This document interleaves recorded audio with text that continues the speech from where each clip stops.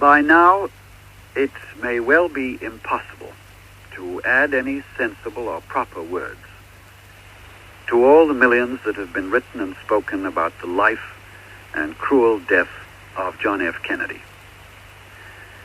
Those of us who have ever sat down to write a letter of condolence to a close friend know what an aching task it is to say something that is pointed and that touches the right vein of sympathy. But I hope you'll understand that there is no other thing to talk about, not here. 3,000 miles away, it may be easier to speculate about policy, the new administration. Not here. For I cannot remember a time, certainly in the last 30 years, when the people everywhere around you were so quiet, so tired-looking, and for all the variety of their shape and color and character, so plainly the victims of a huge and bitter disappointment. That may sound a queer word to use, but grief is a general term that covers all kinds of sorrow. And I think that what sets off this death from that of other great Americans of our time is the sense that we've been cheated in a stroke, by a wild but diabolically accurate stroke, of the promise of what we had begun to call the age of Kennedy. Let me remind you of a sentence in his inaugural address when he took over the presidency on that icy day of January the 20th, 1961. He said, "Let the word go forth from this time and place to friend and foe alike that the torch has been passed to a new generation of Americans, born in this century, tempered by war, disciplined by a hard and bitter peace, proud of our ancient heritage, and unwilling to witness or permit the slow undoing of those human rights to which this nation has always been committed. Let every nation know, whether it wishes us well or ill, that we shall pay any price, bear any burden, meet any hardship, support any friend, oppose any foe, to assure the survival and the success of liberty." This is, of course, the finest rhetoric, worthy of Lincoln. But what made it sound so brave and rousing on that first day was the clear statement that a young man was speaking for a new generation. It concentrated in one scornful sentence the reminder that the old men who had handled the uncertain peace in the Second War had had their day, and that there was at hand a band of young Americans ready not to ignore the wisdom of their forefathers, but, if need be, to fight for it. It would be hard to say more bravely or more exactly that it was a fresh America that would have to be negotiated with, but that, as always, liberty itself was not negotiable.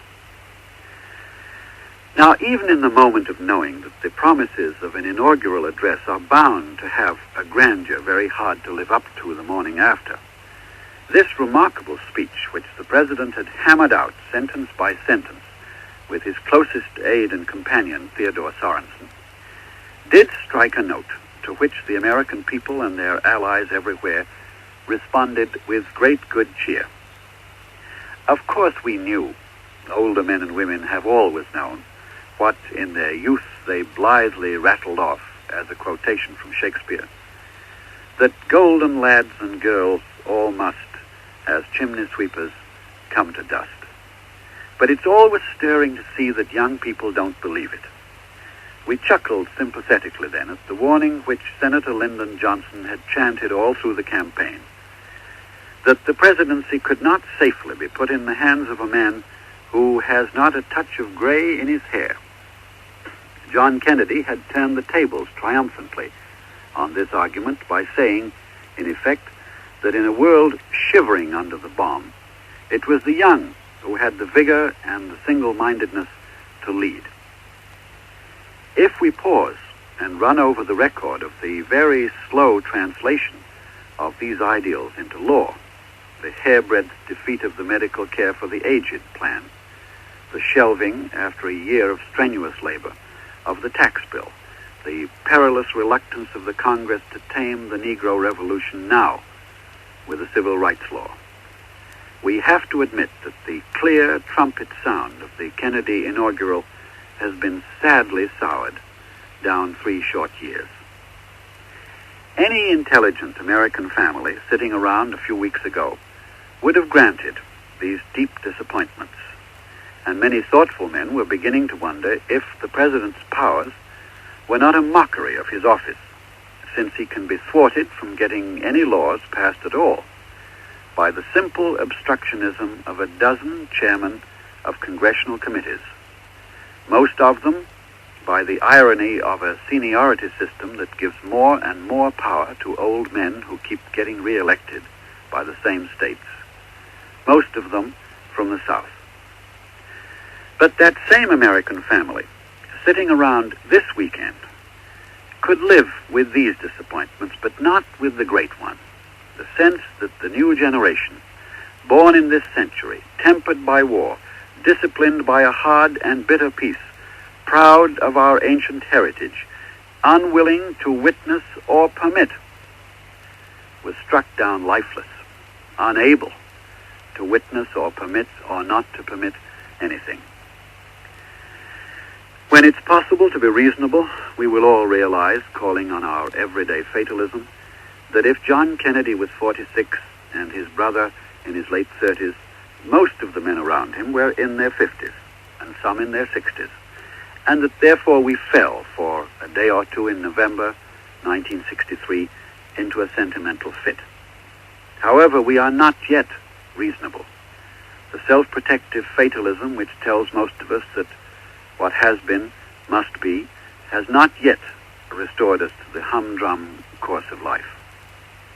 I'm not dwelling on this theme, the slashing down in a wanton moment of the flower of youth, because it's enjoyable or poetic to think about. It seems to me, looking over the faces of the people and hearing my friends, that the essence of the American mood this very dark weekend is this deep feeling that our youth has been mocked and the vigor of America for the moment paralyzed. It is, to be hard-hearted about it, fascinating, when it's not also poignant, to see in how many ways people and things express the same emotion.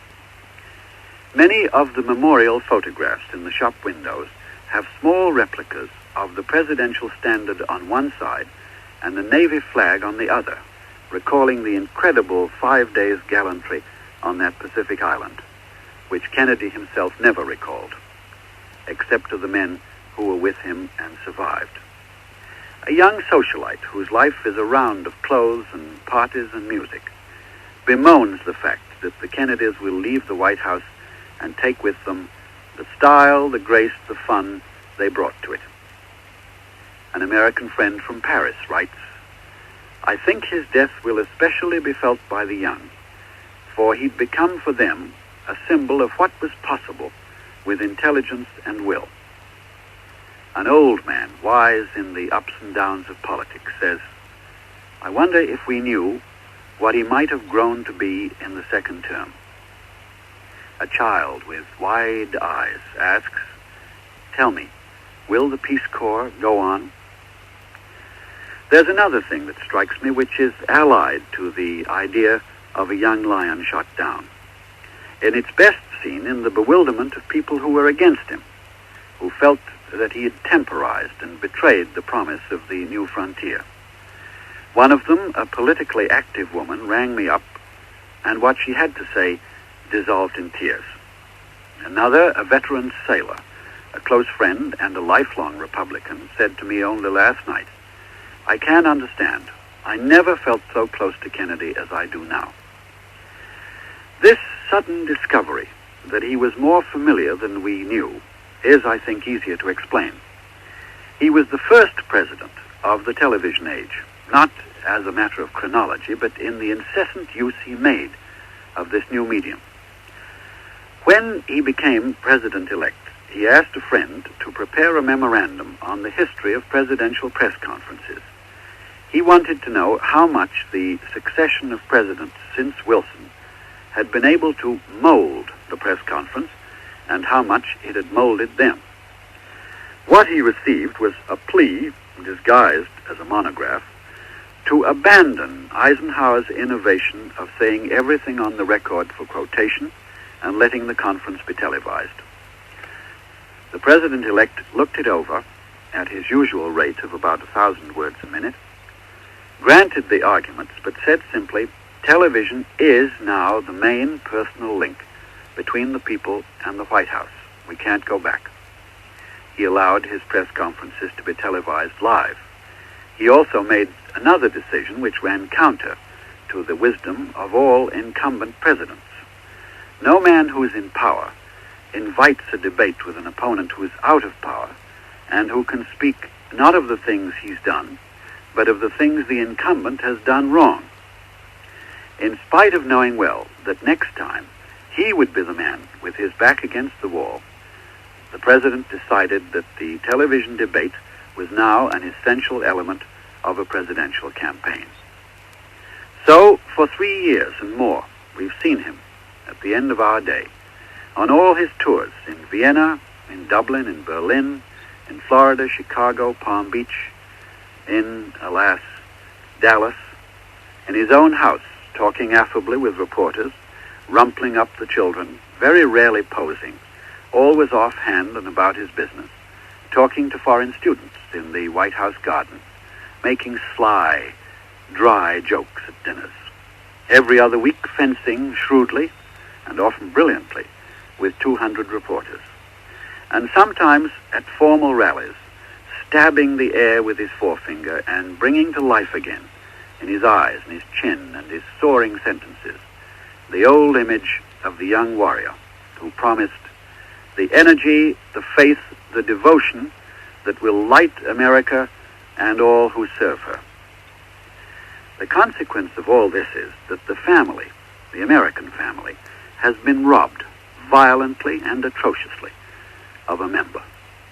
When Roosevelt died, the unlikeliest people, the very young who thought of him as a perpetual president, and some of the very old who hated him, confessed that they felt they had lost a father.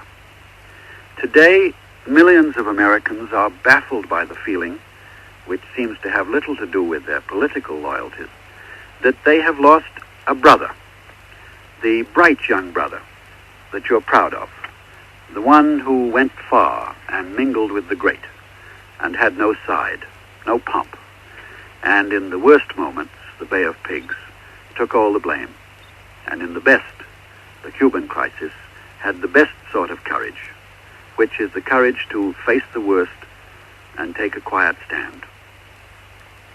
This charming, complicated, subtle, and greatly intelligent man, whom the Western world was proud to call its leader, appeared for a split second in the telescopic sight of a maniac's rifle, and he was snuffed out. In that moment, all the decent grief of a nation was taunted and outraged, so that along with the sorrow, there is a desperate and howling note across the land. We may pray on our knees, but when we get up from them, we cry with the poet, "Do not go gentle into that good night.